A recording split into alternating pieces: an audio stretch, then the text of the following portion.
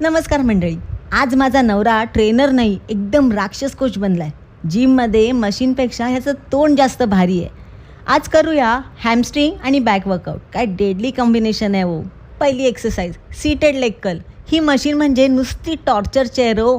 पाय वाकव म्हणतो, अरे बाबा लेग कर्ल नाही, माझा BP कर्ल होतोय. दुसरी एक्सरसाइज लॅट पुल डाऊन.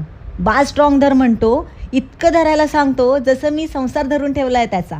बारपेक्षा त्याच्या नाड्या जास्त पुल डाऊन करायला हव्यात. तिसरी एक्सरसाइज रॅक पुल डेडलिफ्ट. डेडलिफ्ट करताना म्हणतो जोर लाव.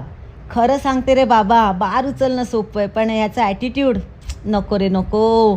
पूर्ण जिम डेड झाली तरी चालेल, पण ह्याचं बोलणं सतत चालू राहील. चौथी exercise cable row.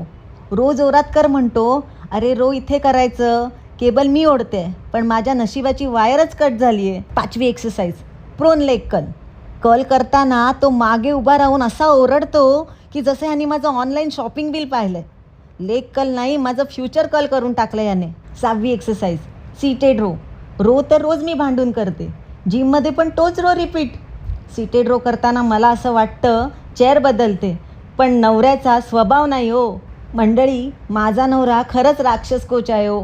Back tight, hamstring right, पण नवऱ्यासोबत माझी नेहमीचीच फाईट. चला मंडळी, मग पुन्हा भेटूया माझ्या राक्षस नवऱ्यासोबत एक नवीन वर्कआउट घेऊन.